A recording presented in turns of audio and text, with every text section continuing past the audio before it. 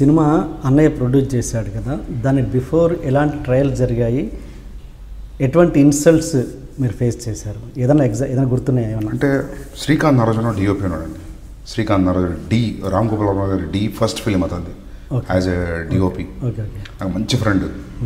ఇంకంటే నాకు తెలిసి నా తర్వాత అంత డీటెయిలింగ్గా కథ ఎవరికైనా తెలుసు అంటే ఆయనకు మా అన్నయ్యకే. ఓకే. అంటే మేము కలిసి పనిచేద్దాం అనుకోని డిసైడ్ అయినాం. అసలు మేము చాలా డీటెయిల్గా మాట్లాడేటోళ్ళం కథ, ఒక సీన్ ఎత్తుకుంటే. అతనికి కూడా చాలా ఇన్సైట్ ఉంది, చాలా నాలెడ్జ్ ఉంది కెమెరాల మీద, లెన్స్ల మీద, దాని మీద.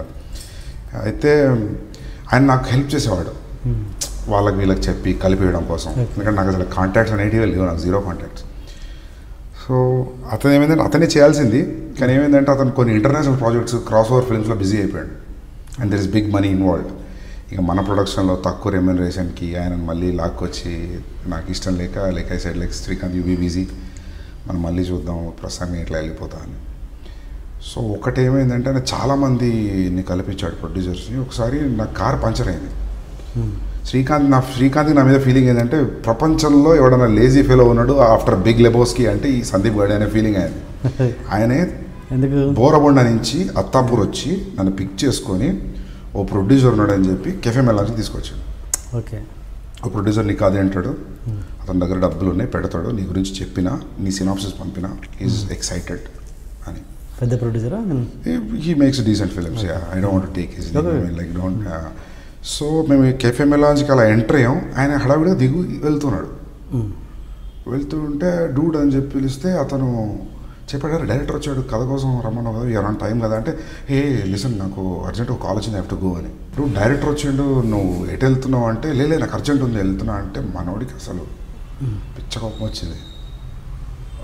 బ్రదర్ ఒక్కసారి రా అన్నాడు. అంటే నేను పక్కన ఉన్నా, నేను చూస్తున్నా ఏం చేస్తాడు. నాకు తెలుసు శ్రీకాంత్ నారాజు మేమిద్దరం కొంచెం షార్ట్ టెంపర్గా వేసి, నాకు మనోడు ఏం చేస్తాడు అనుకున్నాం. వస్తే భుజం ఇచ్చేసి ఇలా కిందికి అన్నాడు విండో దగ్గరికి, గుర్తుపెట్టుకో సందీప్ రెడ్డి వంగ పో అంటే, డూడ్ నేను అలా కాదు, నాకు పని వెళ్ళు. నా శ్రీకాంత్ నాకు అసలే ఎవడు తెలియదు, తెలిసిన వాళ్ళ దగ్గర నన్ను బ్యాడ్ చేస్తాడు. సరే ఏం కాదు భయ్, నీ స్టోరీ ఎట్లుంది, అమ్మ వీళ్ళు వినపోతే అది ఇంకోళ్ళు దొరుకుతారు, వెయిట్ చేద్దాం. సో ఒక సాలిడ్ మోరల్ సపోర్ట్ శ్రీకాంత్ నారాజు నాకు, గుడ్ ఫ్రెండ్. మేమిద్దరం కూర్చున్నామంటే ఇక అది విండోలు తెల్లగైపోతాయి, అంటే తెల్లారుతుంది. సినిమా గురించి మాట్లాడుకొని ఒక సీన్ దగ్గర పాజ్ పెట్టి దాని గురించి మాట్లాడుతుంటే అది తెల్లారిన రోజులు ఉన్నాయి, మార్నింగ్ అయిపోయిన రోజులు.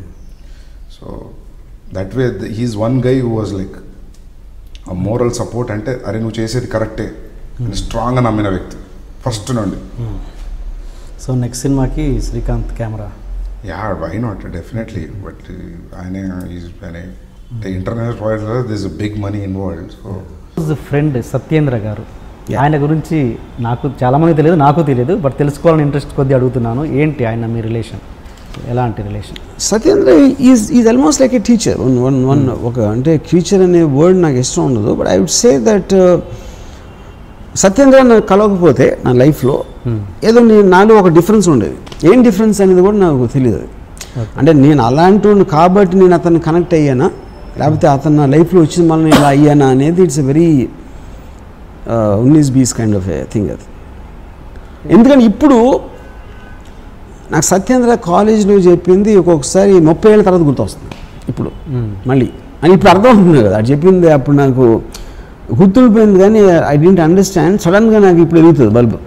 ఓకే, యూనో, అంటే is the most intelligent man ever met in my life. నేను మెట్ అంటే ఐఎమ్ ఇంక్లూడింగ్ నేను చదివిన పుస్తకాలు కానీ నేను విన్న వ్యక్తుల గురించి, వాళ్ళందరికన్నా is a superior person, you know.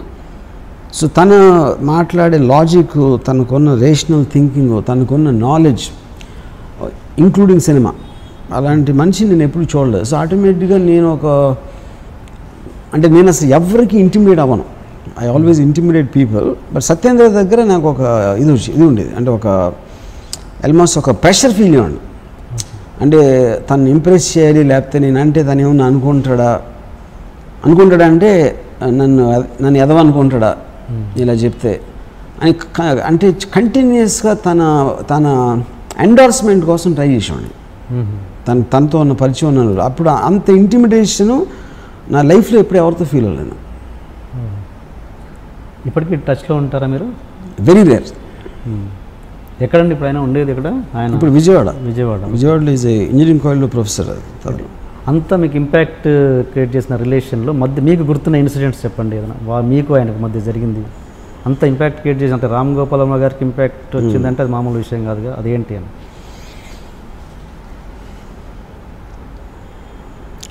ఒకరోజు నేను విజయవాడలో ఊర్వశి థియేటర్లో పాపియాన్ సినిమా ఇవ్వడానికి వెళ్ళాం ఎదరం. Satyendra already popular. ఇది కాలేజ్లో ఈ వాజ్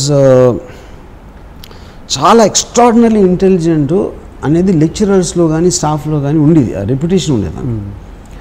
ఏదైనా క్లాస్లో కూడా ఎలా చేస్తాడంటే టూత్పేస్ట్ జైలు పెట్టిన వచ్చాడు. అంటే టూత్పేస్ట్ కదా, టూత్ బ్రష్. అంటే పళ్ళు తోముకుని ఆ బ్రష్ ఇలా పెట్టుకుని హవాయి చెప్పులు వేసుకుని వస్తాడు కాలేజ్కి. వచ్చి లాస్ట్ బెంచ్లో కూర్చుని ఆ పక్కన దగ్గర ఒక పేపర్ చింపుతాడు మేడం. పేపర్ చింపి అదే నోట్బుక్ ఆడు పెన్ నోట్ తీసి ఆ లెక్చరర్ చెప్తా ఉంటే మధ్యలో ఒక క్వశ్చన్ వేస్తాడు ఆ సబ్జెక్ట్ గురించి వేసాడు. ఆ లెక్చరర్ టెన్షన్ వచ్చేసి అసలు వాళ్ళకి. యూనో క్లాస్ మధ్యలో ఒకసారి లీగ్స్ వెళ్ళిపోతున్నాడు. ఏంటి ఎక్కడికి వెళ్తున్నావు అంటే నేను చెప్పేది అర్థమైపోయిందని వెళ్ళిపోయాడు. ఇప్పుడు వీళ్ళందరికీ నువ్వు అర్థం చేసి చెప్పి ఆ టైం నేను వేస్ట్ చేయనని చెప్పి వెళ్ళిపోయాడు. ఇలాంటి ఇన్సిడెంట్లు చాలా జరిగింది సత్యేంద్రతో. ఒకరోజు ఊర్వశి థియేటర్లో పాపియాన్ అని సినిమా ఇవ్వడం వెళ్ళాం. అంటే ఈ ఇంటర్వెల్లో ప్రిన్సిపల్ గారు కలిసారు, కాలేజ్ ప్రిన్సిపల్. ఇంటర్వెల్లో కాలేజ్ ప్రిన్సిపల్ ఆయన కూడా వచ్చి సినిమా ఇవ్వడానికి మా కాలేజ్ ప్రిన్సిపల్. అప్పుడు మా ఎగ్జామ్స్ జరుగుతున్నాయి. ఏంటి ఎగ్జామ్స్ పెట్టుకుని ఏంటి ఎక్కడ ఎలా వచ్చారో అని అడిగారు. అంటే అది సత్యేంద్ర తెలిసి ఆయనకి because of his reputation and all that. And Satyendra side కాలేజ్లో మీ కాలేజ్ చదువులు కన్నా దీంట్లో నేర్చుకోవాల్సింది ఎక్కువ నేను 7వ వస్తున్నా. నాకేం అనిపించలేదే అంత ఇందులో అన్నారు. మీకు అనిపించిందేదో నాకు అనిపించింది. సో ఆ కనిపించింది మీకు ఏదో కనిపించినప్పుడు 7 సార్లు చూడాల్సిన అవసరం ఏంటన్న నా principal. Why do fuck your wife everyday అన్నాడు. So the point is and you will say it with such intensity, మీకు ఇంటిమిడేట్ అయిపోతుంది. You won't even take it as an offence. You know అంటే ఈడు సత్యేంద్ర టైంలో నాకు తెలిసి ఒక 20 years ఉంటాడు ఏజ్, మేబీ 19. అండ్ మా ప్రిన్సిపల్ గారికి ఒక 50 ఏళ్ళు ఉంటాయి. ఇంకొక స్టూడెంట్ నేను తెలియదు ఆయనకి, మా ప్రిన్సిపల్ గారికి. నేనేదో సత్యేంద్ర ఫ్రెండ్ పక్కన I'm just anger on. Why do fuck your wife every day అని అడిగి చూస్తున్నాడు మహా. ఆయన అలా వెళ్ళిపోయారు తిరిగి. తర్వాత 5-6 years అయిన తర్వాత ఆయన రిటైర్ అయిపోయి 10 years తర్వాత నేను మరువలేని ఒక విద్యార్థి అని సత్యేంద్ర మీద ఒక వ్యాసం రాశారు ఒక బుక్ కోసం. అంత ట్రెమెండస్ ఇంపాక్ట్ క్రియేట్ చేశాడు తను. సో అలాగే నాకు అంటే నాకు ఎంత ఇన్ఫ్లుయెన్స్ ఉందంటే సత్యేంద్ర నుంచి నేను ఒక్కొక్కసారి నేను ఫ్రెండ్స్తోనో లేకపోతే ఎవరితో కూర్చుని మేబీ ఒక 9:30కి స్టార్ట్ చేసి 3:30 వరకు మాట్లాడింది సత్యేంద్ర గురించి. తనకి నాకు ఉన్న అనుభవాలు కానీ తనకున్న అంటే ఇప్పుడు ఏంటి తన ఏజ్ ఆఫ్ అంటే నాకు 2 years జూనియర్ అతను. నేను ఇంజనీరింగ్ కాలేజ్ 3rd yearలో ఉన్నప్పుడు తను ఫస్ట్ ఇయర్ జాయిన్ అయ్యాడు. అంటే నాకు తెలిసి మ్యాక్సిమం 17-18 ఉంటుంది ఏజ్ అప్పుడు సత్యేంద్ర. 17-18 ఏజ్లో already Friedrich Nietzsche, Ayn Rand, Arthur Schopenhauer, Descartes మొత్తం బుక్స్ అని చదివేశాడు.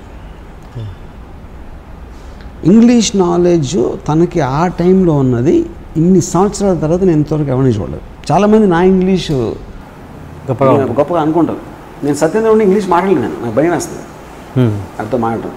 ఎందుకంటే నాకు తెలుసు కాబట్టి నా నాలెడ్జ్ కొన్న లిమిటేషన్. సో వైజాగ్ నుంచి వచ్చినోడు 1983లో అసలు అంత నాలెడ్జ్ ఎలాగ పాసిబుల్ అనేది నాకు బిగ్గెస్ట్ మిస్టరీ అది అంతవరకు. కానీ నేను అప్డేట్ అయింది మాత్రం సత్యేంద్ర మోహన్. నేను అసలు ఫస్ట్ టైం ఫిలాసఫీ బుక్ చదివింది సత్యేంద్ర మోహన్. ఫిలాసఫీ అన్న మాట వినింది సత్యేంద్ర మోహన్. ఓకే. ఈ క్రాస్ క్వశ్చనింగ్ లేకపోతే అనలిటికల్ వే ఆఫ్ థింకింగ్ అనేది ఫస్ట్ నాకు అర్థమైంది Satyendra Mohan. So that impact is tremendously there on. అంత ఇంపాక్ట్ ఇచ్చిన మనిషికి మళ్ళీ మీరు ఎందుకు టచ్లో ఉండరు? సో తన వల్ల బేసిక్గా he's a guy who doesn't want to become anything in life. అంటే తనకున్న ఒక I don't know how to say that. అంటే ఇప్పుడు ఒక నాకు తను చెప్పాడు ఒకసారి, యువర్ ఎబిలిటీ అంటే ఇక్కడ నేను చాలా డబ్బులను అయిపోవాలి, చాలా పేరు సంపాదించేది, లేకపోతే పెద్ద డైరెక్టర్ అయిపోవాలి, లేకపోతే బిజినెస్ మ్యాన్ అయిపోవాలి. ఇలాంటిది ఏది మీకు ఒక అంబిషన్ అనేది లేదనుకోండి, మీకు ఎంత ఇంటెలిజెన్స్ ఎక్కడ ఉన్నా you will just be by yourself. That is what Satyendra is.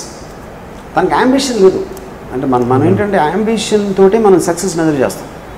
మీరు ఏం అవ్వాలనుకుంటున్నారు, మీ క్లారిటీ ఉన్నప్పుడు మీరు ఎంత ఎదిగారనే దాని మీద మీ మెజర్మెంట్ ఉంటుంది. ఏం అవ్వాలనుకుంటున్నారు అని మీకు ఇంటెన్షన్ లేనప్పుడు he probably is very happy just reading a book or writing a book. You know. Okay. మీరు ఇంత మీ గురించి తన గురించి మీరు ఇంత గొప్పగా అనుకుంటున్నారన్న విషయం తనకి రీచ్ అయిందండి? తను పట్టించుకోండి. తను I don't no. I'm sure he knows. ఎందుకంటే నేను తన గురించి ఒక నా ఇష్టం బుక్లో ఒక ఆర్టికల్ రాయటం జరిగింది. అండ్ చాలాసార్లు ఇంటర్వ్యూలు కూడా చెప్తాను సత్యేంద్ర నా మీద ఉన్న సత్యేంద్ర ఇన్ఫ్లుయెన్స్ గురించి. అంటే ఈ నోట్స్ ఇట్ లైక్ ఇన్ఫర్మేషన్ ఎంత నేను ఫీల్ అవ్వదు. ఎందుకంటే తను అబ్సల్యూట్లీ ఎమోషన్స్కి అసలు ఈజ్ బియాండ్ ఎమోషన్స్. రాముకి నేను చాలా ఇష్టం, నేనంటే చాలా గౌరవం, అట్లాంటి స్టూపిడిటీస్ తనకి you won't react to that. ఒక ఇన్ఫర్మేషన్ లాగా ఎవడో రాము నా క్లాస్మేట్, అప్పుడు మేము ఇద్దరం కలిసి ఉండేవాడు, అది ఫీల్ అవుతున్నాడు ఒక ఇన్ఫర్మేషన్ లాగా ఉంటుంది. కానీ ఇప్పుడు నేను ఆలోచించినంత, నేను మాట్లాడినంత సత్యేంద్ర నా గురించి దాంట్లో 1% కూడా మాట్లాడే అది మాత్రమే ఐఎమ్ వెరీ షూర్. ఎందుకంటే I'm a topic of not interest, no interest ఆయనకి. అలాగే మీరు ఇప్పుడు మీకు అదే వచ్చిందిగా, ఇది మీ ఆ ఇంపాక్ట్ మీ మీద కూడా అదే పడిందిగా. ఇప్పుడు మీరు అన్నట్టు ఎలాగా మీరన్న పర్సన్స్ వాళ్ళు నాకు గుర్తులేరు అన్నారుగా, అలాగే అది ఆబ్వియస్లీ కదా. అదే ఇప్పుడు నాకు నేను తన మీద ఇంపాక్ట్ క్రియేట్ చేయాలి, అందుకని నేను గుర్తున్నాను దాన్ని. అదే బట్ తను చేసాడు కాబట్టి నాకు ఉంటాడు. That simple that. తన గురించి అంటే నాకు తెలియదు, తను ఏంటంటే ఫ్యామిలీ పర్సనా, ఇప్పుడు ఏంటి పెళ్లి చేసుకోలేదు. ఇంత మీరంత ఇంపార్టెన్స్ ఇచ్చే సత్యేంద్ర గారు ఆయన మీ గురించి ఏమనుకుని ఉంటారు బహుశా? మెయిన్ పాయింట్ ఏంటంటే ఇప్పుడు ఎప్పుడైనా మీరు ఒక వ్యక్తికి ఇంపార్టెన్స్ ఇచ్చేదానికి ముఖ్య కారణం ఆ వ్యక్తి మీ మీద క్రియేట్ చేసిన ఒక ఇంపాక్ట్.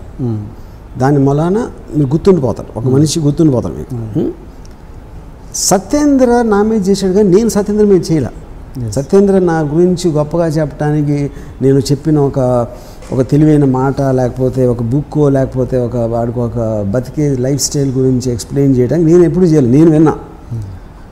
అది ఎలా ఉంటుందంటే ఇప్పుడు అందుకని సత్యేంద్రకి నేను ఇప్పుడేంటి రామ్ గోపాల్ వర్మ అనే మనిషి సత్యేంద్ర కన్నా పబ్లిక్ పర్సెప్షన్లో ఎక్కువ పాపులర్ కాబట్టి సత్యేంద్ర ఎందుకు పట్టించుకోవడం మీకు అనిపిస్తుంది. కానీ సత్యేంద్ర నా పాపులారిటీని పట్టించుకోడు, ఎవరి పాపులారిటీని పట్టించుకోడు.